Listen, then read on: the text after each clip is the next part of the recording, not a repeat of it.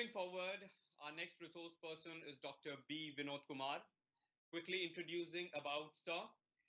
MD, DM, FACC, FESC, FSCAI, serves as an associate professor and senior consultant at international cardiologist at Shri Ramchandra Institute of Higher Education and Research. Additionally, he holds the position of managing director at Chennai Cardiac Care and is the managing trustee of C3 Research Foundation, graduating as the best outgoing student with the University Gold Medal in DM Cardiology from Sri Ramachandra University in 2015. Dr. Vinod Kumar furthered his expertise with fellowships at prestigious institutions. As the co-founder of C3 Research Foundation, he actively contributes to clinical research, conferences, CME, workshops, and healthcare camps across Asia and African countries. Sir has also been part of different conferences at South Korea and undertook observational scholars and international cardiology at Mount Sinai Hospital, New York, USA. Sir has authored numerous papers and posters, including 18 publications in indexed journals such as BMJ, presented at various national and international conferences. Sir, thank you so much for being present here today. It's a great golden opportunity to witness you on this Indian Icon Awards Conference 2024. Sir will be focusing on the topic Burn to Shine. Over to you, sir. Thank you, team, for giving me a wonderful opportunity today. Thank you for the introduction, kind introduction.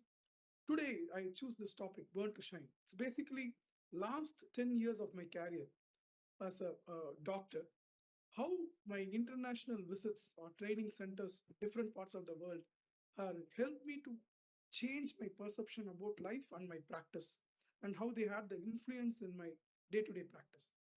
So as I said, I will discuss 4 phases in this next 20 minutes, each carrying about 5 minutes of time, where we will discuss each factor, how it plays an important role in learning. So basically, I finished my DM cardiology in 2015. Everything went on well. I am a gold medalist during that period. But the major factor hit me was in my 2016, I lost my father for a major bleed. I belong to a middle class family. My father was a doctor. Suddenly, a lot of responsibility came onto me. I was a budding cardiologist that time. So, it is very, very competitive field. So everybody wants to get treated by a senior cardiologist in the field. So number of patients were lagging. So I had a very big stress to take care of my entire family, to support them. So I was looking for various avenues. What should I do next to keep myself updated or keep myself even competitive with other senior cardiologists in the field? So this was a thinking going on to my mind regularly every day. So I started thinking that I should be equipped myself with a very good training in the international arena. But there is a problem. Now, if I go for a long-term training, for example, 1 year or 2 years, then it will be difficult for me to feed my family back home, because all these fellowships they are either meagerly paid or it's very difficult to get paid. But the training will be really excellent. So what I did, I started applying for short-term training programs across the globe. In 2017, I got an opportunity to work with Dr. Shamin Sharma, who is heading the cardiology department at Mount Sinai Hospital, New York. So I discussed this aspect with my mentor, Dr. Muralidharan, who is my teacher. He said you should always take this opportunity. So I call this phase of my life as skyscrapers. So I went to the city of New York with a lot of dreams. It was a cold winter months. It is very harsh there. It's between -2 to 6 degrees. So it is New York City never sleeps, and everywhere there are skyscrapers, large buildings. Everything was enlightened. The city is very big. Everything is big. What they speak, what they think, iPhones, everywhere, everything is new for me. So I was stationed about 20 blocks from my hospital. So that place, I got an apartment in the basement of an apartment. So this is the sweaters or the jackets which we carry will not even work very effectively. They don't keep your heaters very at high temperatures because electricity bills runs very high in New York. So the temperature had a very harsh on individuals like me who travel for the training to the abroad. So every day morning I start my day at 6:30. I used to walk in the lane, seeing the big buildings. When I enter the hospital, I find the hospital to be extraordinarily good.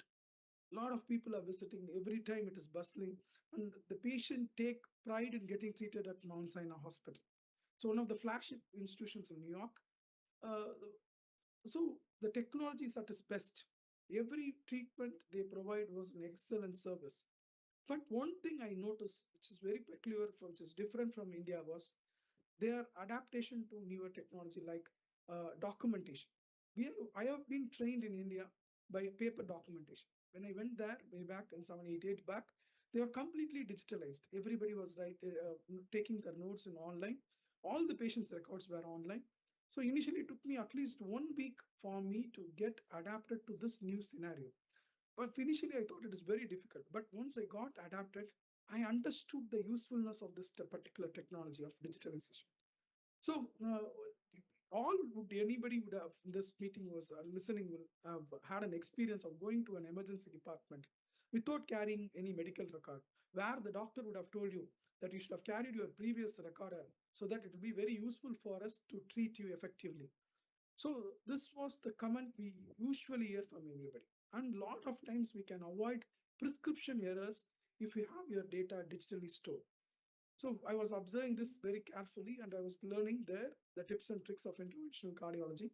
When I came back after completing my course in New York, I started two things I wanted to establish. One is the brand, because every patient who is getting treated in Mount Sinai took proud of being getting treated at Mount Sinai. So two things. The second thing is the digitalization. So when I came back to my in country, I started as my shifted my clinic name as Chennai Cardiac Care, C3 Clinic. So I wanted to create a brand. Then I bought a computer and a software from a startup company to enroll the patients digitally. So initially, it was a 250 square feet area. I am the receptionist, I am the doctor, I am the nurse, everybody.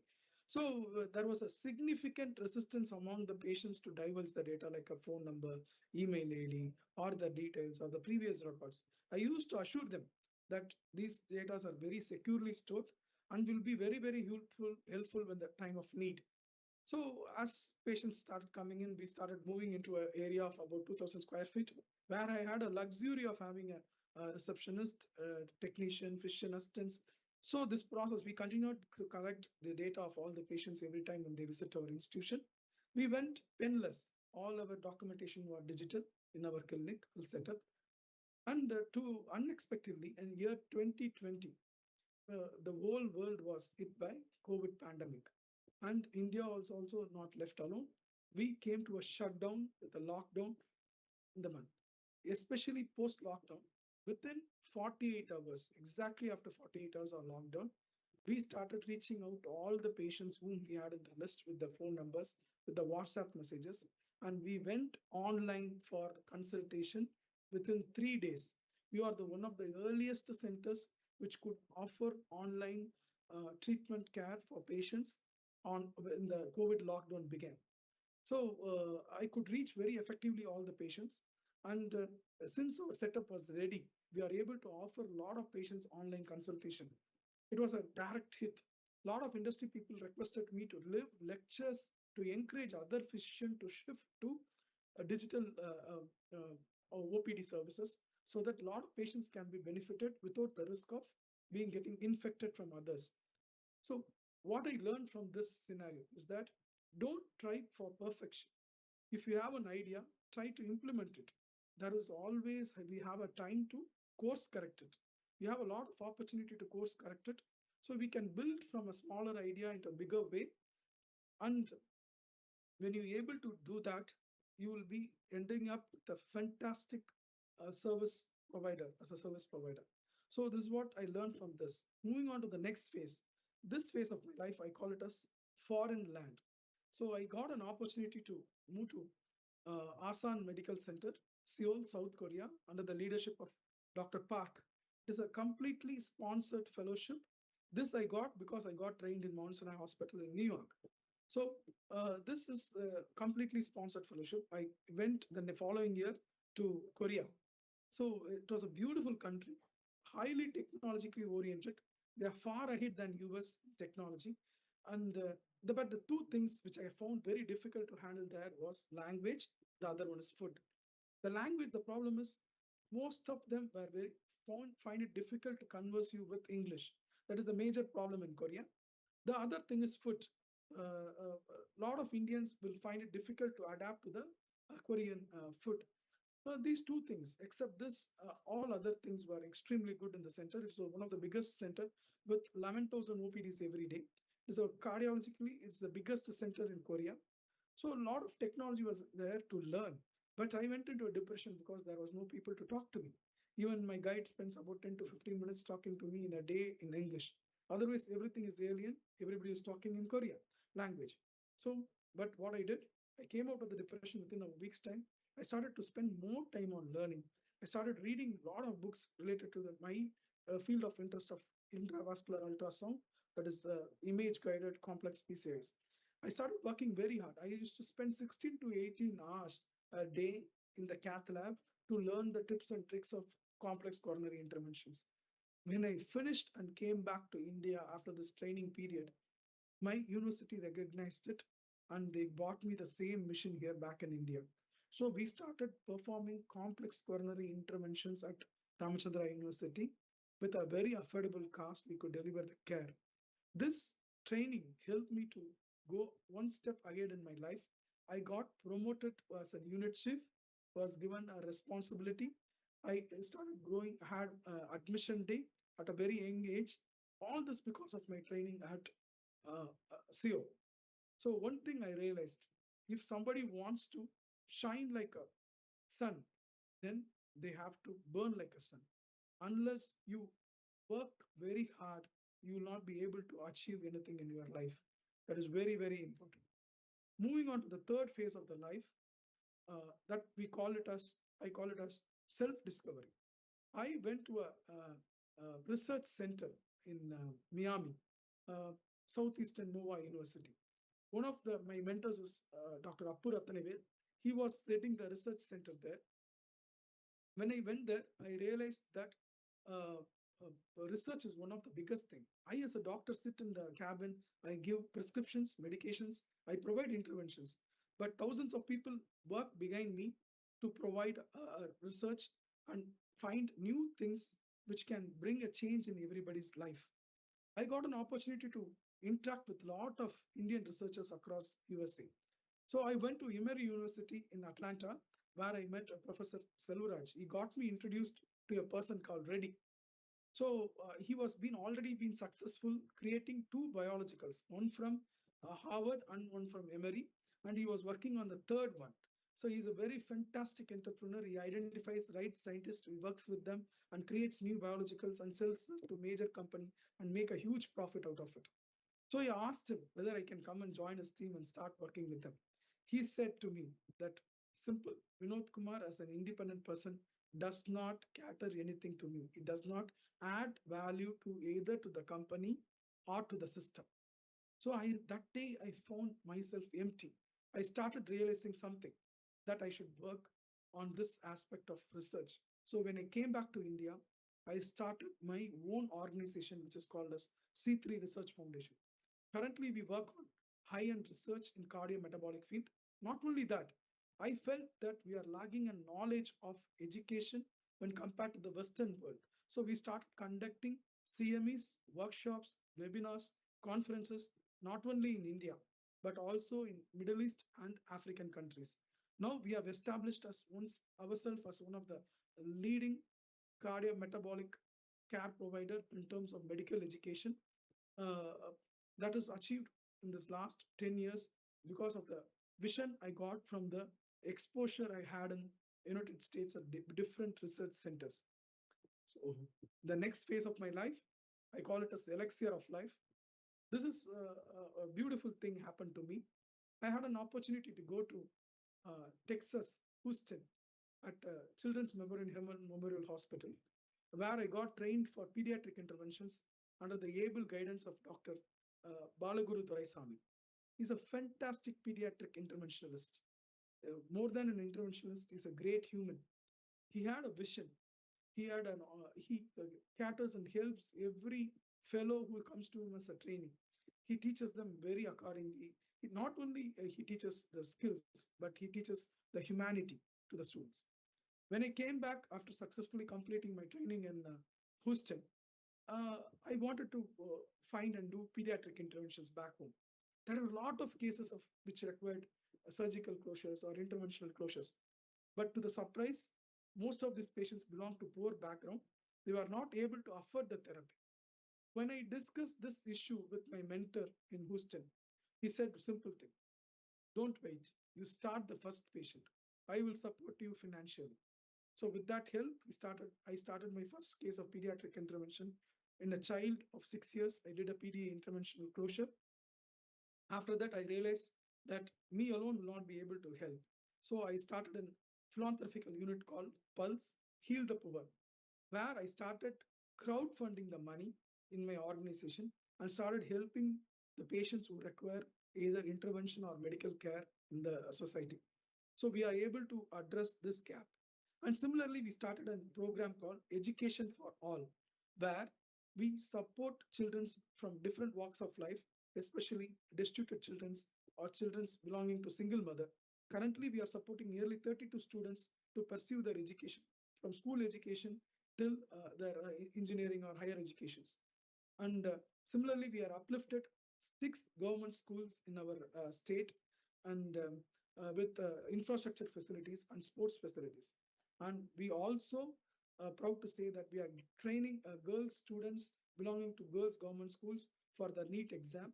Proud to say that from our training center, last year, 7 of them have become doctors from our coaching center. So it's very happy that we are able to contribute something back to the society. I want to quote the terms of Nelson Mandela, who always says, everything is impossible until unless somebody makes it possible. If you want to create some change in your society, I'm not Anne Teresa. I am not a big person like Tata who can change the entire country's landscape. But as a small doctor in my sitting at my town, I will be able to provide something to my community back so that the people in my community cherish. I want to give the same opportunity which I had to others who are coming from out of my community. So I have started this as a small organization. I wish this will grow pan India one day. Uh, I wish to thank every one of them who are in my life, who have contributed, my mentors, teachers, my family, my wife, children, who have helped me to reach what I am today. Life is only the famous power groups. Life is only does 10% to you. Remaining 90% is what you are doing to it, the 10%. So I hope you all will work very hard and achieve your dreams and don't live somebody's life. Always think out of box, always think new, try newer things. If you fail also, it doesn't matter. At some point of time, if you chase it, you will be successful. Thank you, one and all. Thank you, Icon 2024 Awards, for giving me this opportunity. Thank you. Thank you so much, sir. It's great to, especially the encouragement, the motivation. Sir, personally, I would like to have one question for you. In terms of, you spoke about, the 4 phases, wonderfully connected it with each and every aspect of it. That even the smaller idea can go a big way. In your life, it has practically happened. But talking about the, you belong to the doctorate background, coming from a middle class family, you faced yourself the aspect of depression, the challenges in your personal life. Can you take us through some of, if you're okay with that, uh, how you overcame your personal thoughts of that very time of, the depression, and especially being from the middle class family, there is a lot of, in minds of especially youngsters that, if we are from this background, we cannot go that big. Yeah. So some maybe a life journey or life uh, lesson that you would like to share with all of us. Yeah, it's all about our perceptions. thinking. See, basically, I came from a middle class family. Suddenly, at one point of time, I lost my father. I was left with nothing. There was a significant burden on me to run my entire family, but we are not financially that sound. So I wanted to learn a lot of things. I wanted to go up. Even I wanted to create institution. But if I thought that somebody will come and help me, pull me up, nobody will come and help you. It is you alone. You have to work. There is nobody else to support you. So I thought what I used to do is in a 1 year, I work for 8 months in a year, very hard. I even don't buy one more single shirt extra. I don't spend my money on my going out or going for an hotel. I save all my money because two things happen in the last 4 months of my every year. That is my training. One is I have to take care of my family back home. I have to feed them. Once I go for training, I don't get my salary. Don't get my money here, and then I have to go and sustain there in a foreign country. I cannot spend. I will tell you something. I have lived life in during my training days with a single meal a day. I used to carry food from here, packed food from here, and I used to take that food around probably around 5 6 in the evening. And whatever other food I get during the hospital stay, if there is any class or anything during that, if I get food, I used to eat. Otherwise, I used to starve. That is my condition because there is a family to support back home. They are sitting, my child is there, my wife is there, my mother is there. Everybody is dependent on me. I have to do my daily routines here. So I cannot stop funding them. So it is not very easy. What today I am is not very easy. It has come out of sheer determination. So you have to decide which way you have to go. Unless you feel the pain of reality, unless you suffer, unless you are dedicated and determined, you will never succeed in your life. If you thought being middle class is the disappointment I have, no, it is an opportunity. I can sleep on road, I can sleep on five-star hotel. Both I can do. Is a rich person will not be able to do this either way. So you are the right person. You can challenge your society. You can challenge your system. Be ready. The only thing everybody can achieve, according to me, none is intelligent, none is dumb. Everybody is intelligent. Everyone is intelligent. The only the winner and the loser is determined by the hard work. If you persistently work very hard, I can promise you, assure you, I can even sign in a bond. Everybody will be a winner. Try to identify opportunities. Opportunities never come to you. You have to search for opportunities. Lot of time I've got insulted. I found let down. None of you respect you in alien countries, like how you have to be respected in your same country. But keeping everything aside, the only focus of learning, learning, learning, achieving in your life, that should be a determination. I tell my youngsters only one thing. First 5 years post of education of yours, spend your time, energy, everything in learning. Learn your new skills. Don't go beyond money. Money is a byproduct. It will come to you for sure. But initial phase of your career, equip yourself in your field. Being a doctor, I got trained in my field. If you are an engineer, get trained in your field for the latest things. There is a huge competition. There is an extraordinary crowd is awaiting you to compete. Everyone is an intelligent, everyone is a talented, everyone is an engineer, doctor, lawyer. So how to differentiate from others? Only by via education. You try to equip yourself with a newer knowledge, newer technology, newer resources. You make yourself outstanding. Age is not a factor. Sundar Pichai is making crores and crores of money at this age. So you can do it. So only technology and newer talent, newer opportunities will help you to grow in a bigger way. So learn, learn, learn. Invest your time in learning. That will make a huge difference in your life. Thank you. Thank you so much, sir. Especially standing firm to your topic of burn to shine. That if you want to be there like the sun, you have to burn like the sun. Thank you so much for taking through that motivation, that encouragement. I'm sure each and every attendee, every participant is moved by your session. And I thank you so much for being present here today and taking this beautiful, amazing session. This was Dr. B. Vinod Kumar, ladies and gentlemen. Sir has been a Thank great you. source of encouragement, a great inspiration. I'm sure today's session was a great boost for each and every one of us. So thank you once again, sir.